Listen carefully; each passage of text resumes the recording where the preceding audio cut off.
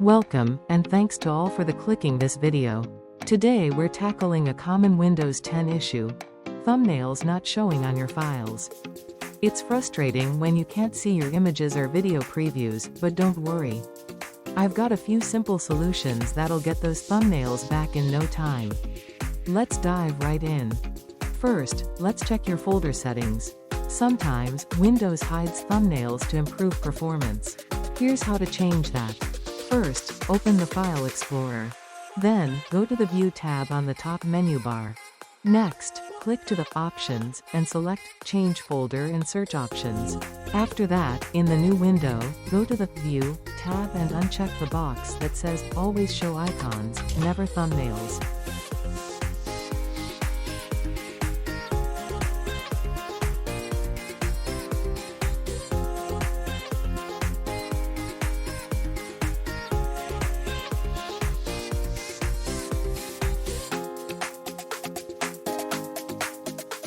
And there you have it, your thumbnails should be back and working perfectly.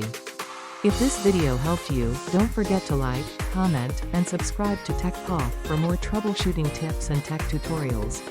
And as always, if you have any questions, drop them in the comments below, and I'll be happy to help.